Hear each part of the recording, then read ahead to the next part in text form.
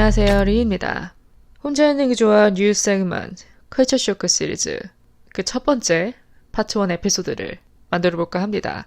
제가 여행과 어학연수를 통해서 겪었던 큰 문화 차이들을 연애, 음식, 가치관, 데이트, 파티 등등 다양한 카테고리에 나눠서 전달해 드릴까 해요. 특히 이 어학연수와 관련된 썰은 끝이 없네요. 누가 보면 한 1년 이상 갔다 온 줄 알 것 같은데 그 짧게 머문 기간에도 이렇게 수많은 경험을 할 수 있었다는 거에 굉장히 놀랍기도 하고 어학연수를 가지 않았더라면 내 삶은 어떻게 됐을까 라는 생각이 들 정도로 저에게 많은 변화를 가져다 주었어요. 가치관적인 변화도 있고 다른 나라 사람들의 생활 방식 또 엿볼 수 있는 기회가 되면서 거기서 딸려오는 그런 문화 차이들을 이해하고 제 시야를 넓혀주는 계기가 되었습니다. 어쨌든 오늘은 좀 가볍게 썰 풀듯이 얘기할 거니까 캐주얼하게 들어주시면 좋을 것 같아요. 그럼 바로 시작해 보겠습니다. 그럼 첫 번째는 데이팅 앱. 초장부터 바로 흥미로운 주제를 다뤄보도록 할게요. 전 세상에 데이팅 앱이 이렇게나 많은 줄 몰랐습니다. 미드나 리얼리티 쇼 보다 보면 이제 데이팅 앱 이름들이 자주 언급이 돼서 저도 미국 가기 전에 좀 많이 봐뒀거든요. 틴더 같은 경우는 워낙 유명하니까 많은 분들이 들어보셨을 것 같고 그 밖에 라야, 힌지, 범보 등등 정말 많더라고요. 특히 이 라야 같은 경우는 셀럽들도 이용을 한다 합니다. 할리우드 배우들 혹은 가수들도. 그래서 리얼리티 보다 보면 할리우드 배우 누구랑 매치가 됐다는 등 혹은 팝가수 누구의 프로필이 올라와 있는 걸 봤다는 등 이런저런 썰 푸는 장면들이 나와요. 그래서 꽤나 데이팅 앱이 흔하구나. 그리고 셀럽들이 이용할 정도라면 확실히 이 데이팅 앱에 대한 편견이 덜하거나 없겠구나 라는 정도로 제가 좀 추측을 했었죠. 어쨌든 제가 가서 확실히 느낀 거는 개방적입니다. 데이팅 앱에 있어서 정말 누구나 나이 불문 이용하는, 그리고 또 데이팅 앱으로 누구를 만난다고 하더라도 그걸 딱히 그렇게 좀 부정적으로 보는 시선이 확실히 덜한 느낌이에요. 한국보다는. 우리나라는 아직 자만추를 추구하죠. 많은 분들이. 저도 그렇고요. 근데 또 이 자만추라는 게 내 맘대로 안 될 때가 있잖아요. 또 시간은 가고 나이를 먹고 마냥 내가 그냥 가만히 앉아서 기다리기보다는 뭐라도 움직여야 되지 않나라는 생각으로 이런 데이팅 앱을 이용할 수도 있겠죠. 근데 아직까지는 좀 한국에선 폐쇄적인 이미지라고 생각을 합니다. 저는 개인적으로. 그 이유는 일단은 리스크가 크잖아요. 그러니까 위험 요소가 좀 많이 따르죠. 쉽게 말해 누가 나올 줄 알아요. 아무리 사진을 교환하고 몇 날 며칠을 이렇게 채팅을 주고받는다 하더라도 문제는 이제 만났을 때인데 어떤 사람이 나올 줄 알고 변수가 너무 많은 거죠. 하물며 사진이 사칭인 경우도 많은데 뽀샵을 많이 했거나 그러니까 하나 이렇게 마음 편하게 마음 놓고 이용할 수만은 없는 것 같아요. 그리고 무엇보다 목적이 다분하죠. 그래서 장점보다는 좀 단점이 많이 부각되는 건 사실인 것 같습니다. 또 넷플릭스에 몇 년 전에 이 데이팅 앱 사기와 관련된 실화를 바탕으로 한 다큐도 나왔었어요. 다큐라고 하는 게 맞는지 모르겠지만 제목이 틴더 스윈들러였나? 꽤나 히트쳤던 쇼라서 아마 보신 분들도 있을 것 같아요. 쉽게 말해 이제 어떤 남자가 자기를 백만장자로 가장해서 데이팅 앱으로 여성들한테 접근한 뒤에 돈을 갈취해낸 그런 내용인데 그 사기꾼이 꽤나 그럴싸하게 사기를 쳤습니다. 실제 프라이빗 젯을 타고 출장을 다니는 그런 영상을 여자들한테 보낸다든지 데이트 나올 때 명품 시계와 옷 등을 차고 데이트에 나오고 그래서 그렇게 겉모습을 좀 그럴싸하게 치장을 하고 나간 덕에 거기에 속아 넘어가는 케이스가 발생이 된 거죠. 어쨌든 이런 사례들을 접하다 보면 마냥 긍정적으로 보기 어려운 건 사실인 것 같아요. 물론 성공 사례도 있겠죠. 좋은 짝을 만나 결혼까지 꼴이 난. 근데 아직은 성공 사례보단 안 좋게 빠질 가능성이 크기 때문에 오픈마인드로 보기 어려운 건 사실인 것 같습니다. 그래도 확실히 제가 겪어보니까 외국에서는 이미 일상에 만연해 있고 또 딱히 편견 없는 시선으로 본다는 거. 그러니까 편견뿐만이 아니라 그냥 자연스러운 만남의 과정인 거예요. 이제 데이팅 앱도. 뭔가 특별한 그런 수단이 아니라.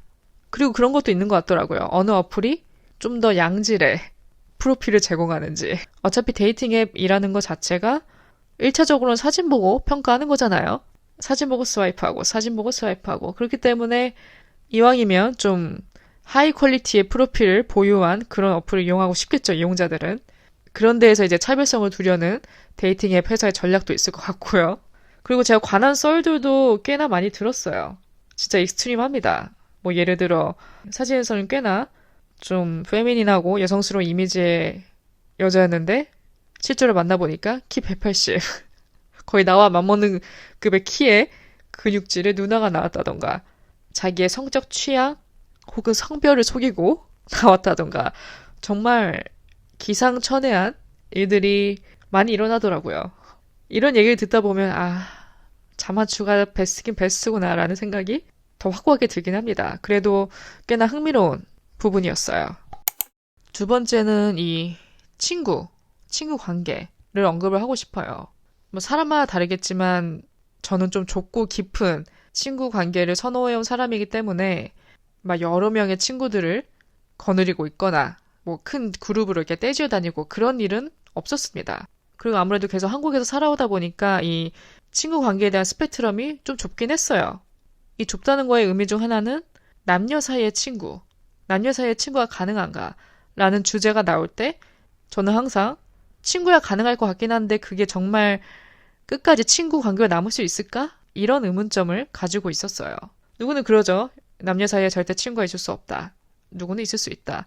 근데 확실히 제가 여행 또 어학연수를 통해서 겪어보니까 충분히 친구는 있을 수 있겠더라고요.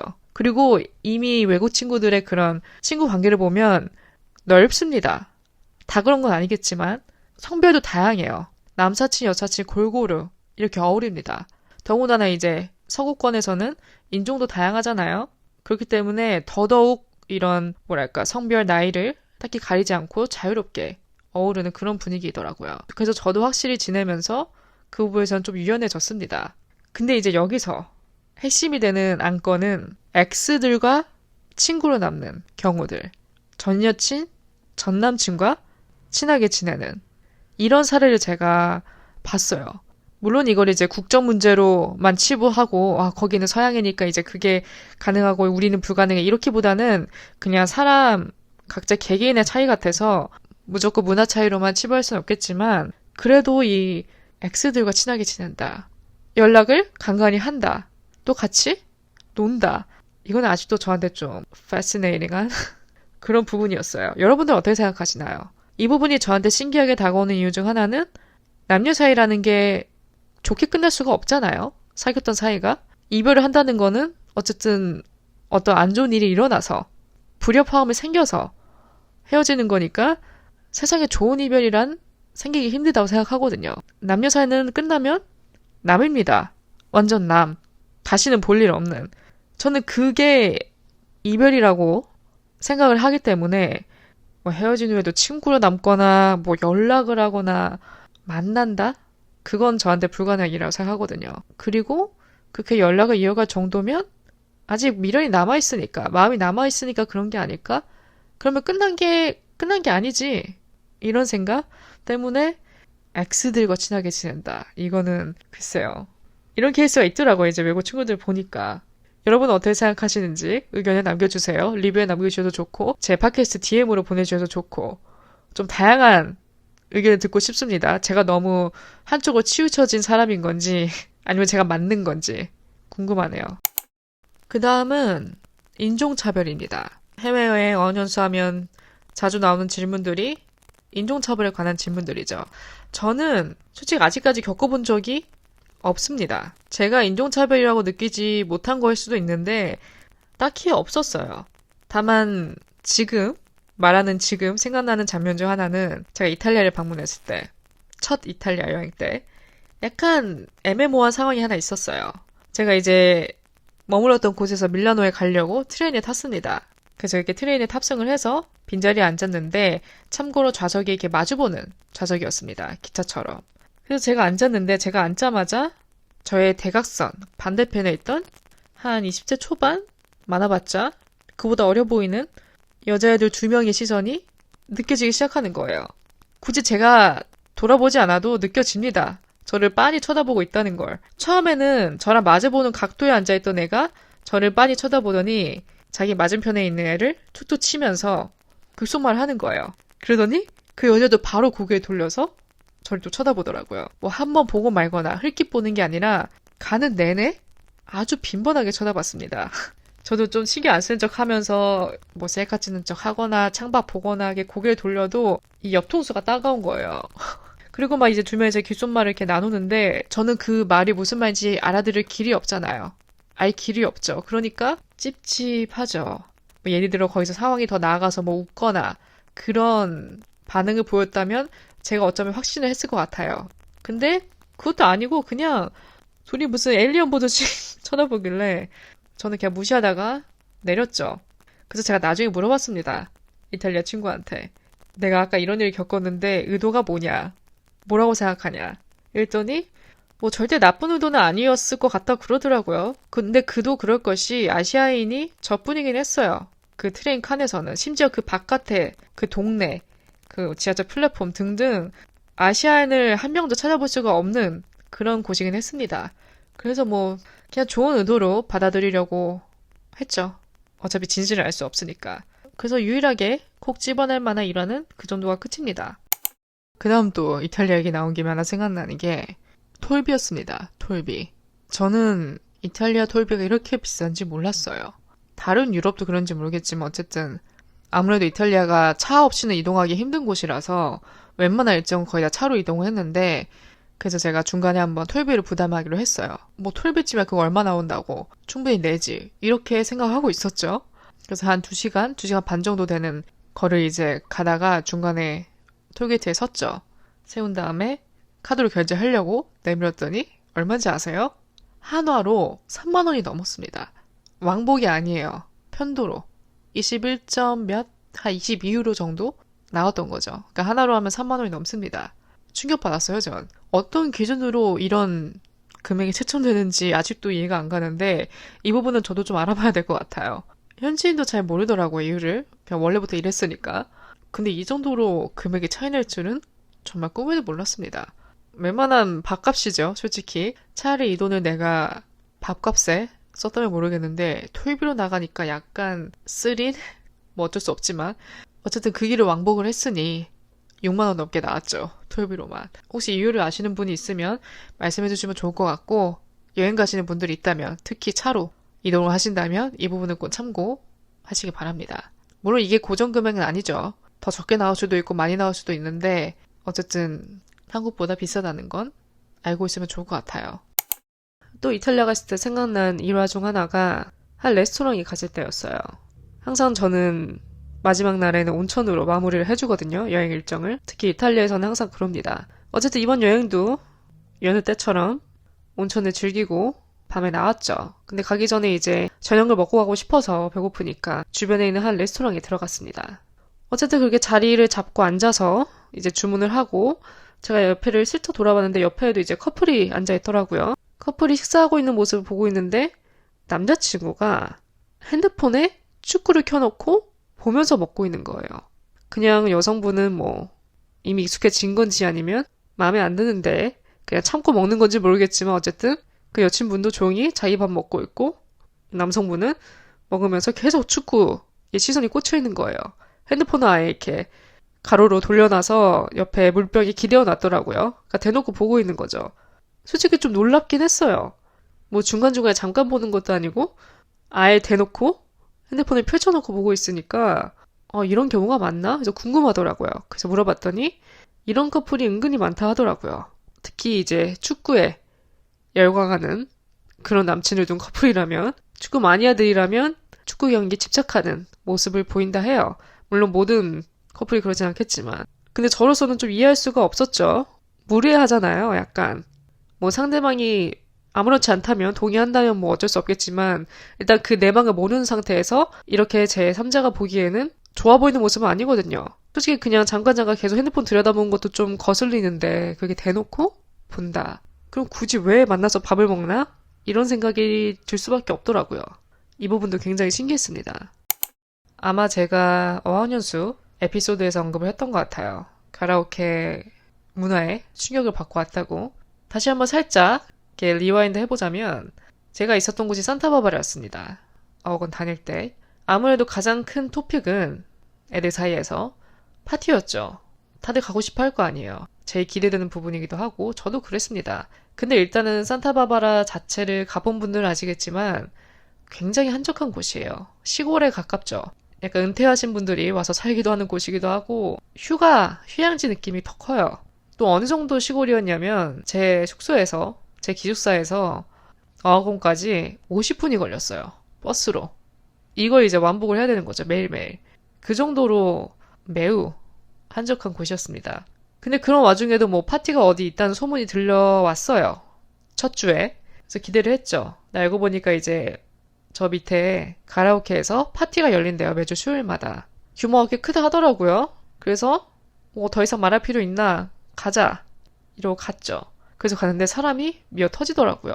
그 주변에 사는 젊은이들은 다 몰려 나온 듯이 엄청 복잡거렸습니다. 그래서 들어가려고 하는데 보니까 밴딩도 있더라고요. 밴딩은 해야 들어갈 수 있어요. 그래서 나는 좀 뭔가 갖춰져 있나 본데 하고 들어갔는데 한마디로 대형 노래방이었어요. 노래 장기자랑이 열리는 그런 느낌? 저 끝에 이제 무대가 있고 그 뒤에 이제 스크린에 노래 가사가 나오고 정말 온 사람 중에서 아무나 올라가서 노래를 부르는 거예요. 선곡도 본인 마음대로. 그래서 그 남이 부르는 노래에 밑에 있는 사람들은 방방 뛰어노는 거죠. 한국 같은 경우는 코인 노래방 많이 가잖아요. 친구들하고. 그러니까 이제 친구들끼리만 방에 들어가서 노래 부르다 나오지 생판 모르는 사람들 앞에서 노래 부르는 일은 없죠. 그래서 저는 그 컨셉 자체가 너무 충격적이기도 했고 어떻게 거기서 올라가서 노래 부를 자신감이 있지? 상상조차 안 되는 거예요. 참고로 노래를 잘하는 사람은 올라가지 않습니다.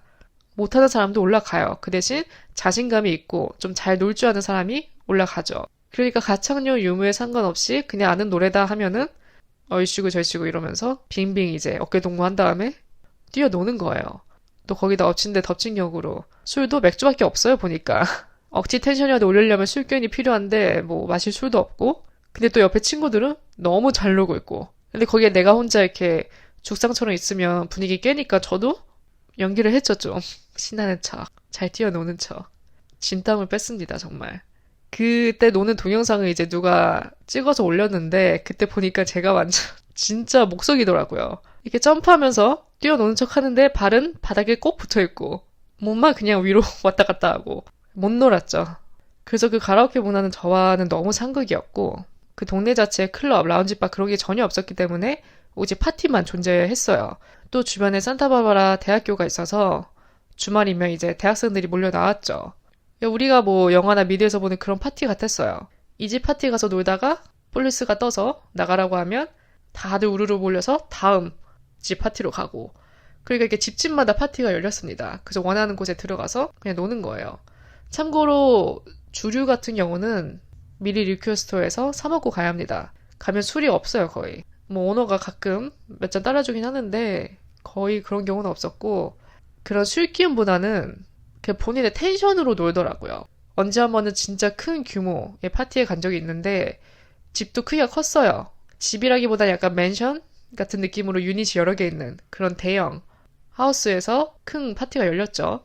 미국인들이 정말 크레이지하게 노는 게 스케일이 큽니다. 막 난간에 붙들어서 흔들어대거나 막 소리 지르다가 알죠? 그 콘서트의 가수처럼 뒤로 떨어지는 거 그리고 밑에 있는 사람들이 받고 정말 그러고 노는 거예요. 나름 놀려고 가는데 그런 텐션 분위기에 오히려 압도돼서 나오는 솔직히 저는 좀 힘들었어요. 적응하기가. 저는 개인적으로 좀 인티메트한 거. 한 4명 정도만 이렇게 적당히 모여서 얘기하면서 술 마시고 그냥 흥얼거리는 그런 정도가 딱 좋은데 파티 같은 경우는 너무 스케일이 크니까 저 같은 사람은 못 놀더라고요. 그래서 제가 어학원 다니는 동안 겪었던 파티는 그닥 제 취향이 아닌 걸로 판명이 났고 오히려 저는 LA에서 혼자 지낼 때 갔던 그런 클럽, 라운지바 그런 데가 훨씬 잘 맞았습니다. 일단 연령대도 맞고 어른들만 있고 이게 가장 좋았죠. 어른들만 있다는 게 적당한 그 음악 볼륨에 너무 그렇게 다들 미친 듯이 뛰어노는 그런 것도 아니고 파티보다는 좀 더 얌전한 템포로 그게 노는 게 좋더라고요. 그리고 무엇보다 옆에 있는 사람과 어느 정도 대화는 돼야 되잖아요. 파티에서는 그런 걸 기대할 수가 없어요. 친밀감을 기대하기 어렵죠. 이 파티에 관한 디테일은 제가 또 나중에 에피소드로 하나 만들어서 여러분께 전달해드리도록 하겠습니다. 몇 가지 썰이 더 있거든요. 그 다음은 더치페이입니다. 더치페이 꼭 짚어봐야 될 부분인 것 같아요. 저도 물론 친구들과 이제 저녁을 먹을 때 더치페이를 하죠. 저 같은 경우는 한 친구가 그냥 그날 다 커버를 하고 나중에 단톡방에 올려서 얼마 나왔다 얘기해주면 남은 친구들이 돈을 보내죠. 아마 많은 분들이 이렇게 하실 것 같아요. 뭐 미국도 벤모라는 게 있기 때문에 애들이 야 벤모해줘 그래요. 그러면 스플릿해서 돈을 보내주면 됩니다. 근데 이탈리아에서는 사람마다 좀 다른 것 같더라고요. 제가 본 장면 중에 대부분은 그 자리에서 현금으로 스플릿을 하더라고요. 어른들도요. 보통 저 같은 경우는 이제 어른들과 식사할 때는 그냥 한 명이 다 내거나 만약에 나중에 스플릿을 한다 해도 그 자리 벗어나서 카톡으로 단톡방에 쏴주던가 그런 식으로 하는 경우는 많이 봤어도 이렇게 식사 자리에서 현금으로 다 내는 경우는 좀 드물었어요. 제가 본 것 중에는. 물론 거기도 어플이 있겠죠. 그래도 확실히 스플릿이 현금으로 이루어지는 경우를 더 많이 봤습니다. 그 부분도 좀 신기했고 제가 미국에 있을 때는 어학연수 편에서도 말했지만 어학원 친구들이 저보다 많이 어렸어요. 미성년자가 거의 대부분이었습니다. 그래서 제가 어느 날 한 친구를 사귀어서 이제 그 친구가 코리안 바베큐 꼭 먹어보고 싶다 하더라고요. 그래서 같이 갔어요. 그래서 밥을 먹고 계산을 하려고 하는데 이 밥을 먹은 친구가 그때 당시에 19살이었어요. 그래서 저는 뭐 어차피 첫 식사이기도 하고 뭐 친구가 아직 어리니까 이제 그런 걸 좀 감안해서 혹시 이 친구가 돈이 부족하다 하면 내가 좀 더 내거나 아니면 사던가 해야겠다 이제 그렇게 생각하고 있었는데 그 친구가 정말 한사코 거절을 하더라고요. 참고로 일본 친구였습니다. 절대 안 된다고 그러더라고요. 그래서 정말 딱 정확하게 계산을 해서 자기 분량의 돈을 내더라고요. 물론 이게 정상이긴 하죠. 그리고 얼마나 깔끔해요. 좋죠. 제가 외국 친구들을 만나기 전에는 약간 선입견이 있었거든요.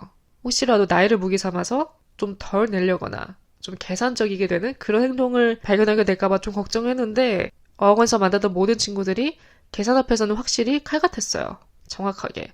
절대 뭐 슬쩍 얹혀가려던가 그런 뉘앙스 없이 깔끔하게 했습니다. 그래서 그 부분은 너무 다행이었죠. 얘기하다 보니까 또 한 가지 빼먹을 수 없는 게 공공장소 중 지하철인 것 같아요. 보니까 이탈리아에서는 지하철 내에서 음주가 가능하더라고요. 뭐 아니면 원래 안 되는데 사람들이 하는 건지 모르겠는데 전에 지하철을 한번 탔는데 어느 한 커플이 손에 맥주병 하나씩을 들고 있더라고요. 들고 이제 얘기를 나누는 그런 모습을 봤는데 그거 보고 놀라지 않을 수가 없는 게 뭐 음식도 아니고 음주를 한다? 이거는 생각해보지 못한 개념이라서 와 한국에서는 상상도 할 수 없는 일인데 약간 그 부분도 좀 쇼킹했고 특히 지하철 하면 뉴욕 지하철이 또 악명이 높죠. 제가 릴스에서 본 것만 해도 정말 수십 가지인데 그중에 하나 가장 인상이 남는 건 뉴욕 지하철에서 어느 한 남성분이 앉아서 아이스크림을 먹고 있는 거예요. 그걸 누가 이제 찍은 거죠. 제가 봤을 때 그냥 몰래 찍은 것 같아요. 어쨌든 아이스크림을 드시고 계시는데 아이스크림이 컵 아이스크림이었어요. 퍼먹어야 되는. 근데 뭐 수저나 뭐가 없었나 봐요. 근데 또 아이스크림을 너무 먹고 싶고 그런 나머지 그분이 이제 카드로 이 크레딧 카드로 아이스크림을 떠먹고 있는 거예요. 그러니까 카드를 스푼 삼아서. 근데 정말 그 먹는 모습이 뭐랄까 뭐 옆에 누가 나를 쳐다보든 누가 날 뭐라 하든 아무것도 안 들려. 지금 이 순간에 나와 오직 아이스크림만 존재한다. 이런 느낌으로 정말 무아지경으로 먹고 있는 그 모습을 보면서 참 뭐라 설명할 수 없지만 네 여러모로 정말 쇼킹했습니다. 위생상이 좀 어긋나겠죠. 솔직히 말하면. 근데 뭐 얼마나 또 먹고 싶었으면 아이스크림을 그렇게 해서라도 먹을까. 참지 못하고 지하철 안에서. 지금 생각해도 그건 진짜 아이코닉한 릴스 중 하나였어요. 제가 본 것 중에. 마지막은 팁. 배달 문화를 한번 짚어보고 마칠까 합니다. 팁과 관련된 썰이 하나 있는데 뭐 미국은 팁의 나라다 보니까 팁을 내게 되는 상황이 꼭 발생하죠. 저 같은 경우는 한 번은 샌프란에 친구들과 놀러 갔을 때 차이나타운의 한 중국집에 갔습니다. 그때 이제 식사를 하고 나서 계산을 하려고 이제 각자 저마다 달러를 꺼내고 모은 다음에 이제 주인분한테 드렸는데 그 주인분이 팁을 달라고 하시더라고요. 그러니까 이런 뉘앙스였어요. 이게 다냐. 팁을 더 내야지. 이런 뉘앙스였습니다. 그래서 팁을 더 드리고 나왔던 그런 기억이 있고 두 번째는 제가 혼자 겪은 건데 속눈썹 연장 샵에서 한번 겪었습니다. 제가 원래 여행 가기 전에 항상 연장을 해요. 여행 가면 메이크업에 쏟는 시간을 좀 줄이고 싶어서 그리고 또 연장을 해야 느낌이 다르잖아요. 사진도 좀 잘 나오고 그래서 연장하고 가는데 미국에서는 오래 있다 보니까 연장이 다 빠지더라고요. 나중에는. 그래서 다시 받고 싶어서 그리고 또 미국 스타일은 어떤지 좀 다른지 궁금하기도 해서 집 근처에 있는 이제 샵 하나를 예약을 했습니다. 근데 또 거리가 절대 걸어갈 수 있는 거리는 아니라서 우버를 타고 갔죠. 그래서 이제 예약을 하긴 하고 누웠죠. 그래서 연장은 잘 끝 마쳤습니다. 결과는 뭐 아주 만족하는 것도 아니고 그렇다고 딱히 별로인 것도 아니고 좀 걱정은 했어요. 망할까봐. 근데 나쁘지 않았습니다. 금액이 한 5만 원 정도 됐었던 것 같아요. 제 기억에. 그래서 이제 결제를 하고 나가려고 이제 문을 나서려는데 붙잡더라고요. 이게 다야? 팁을 내고 가셔야죠. 뭐 제한 그런 것도 아니고 그냥 거의 반강요? 아니 팁을 내고 가셔야죠. 그냥 가면 안 되지. 이런 말투였어요. 그래서 제가 지갑을 이렇게 뒤지면서 보니까 제가 현금이 그때 딱 3달러 있었어요.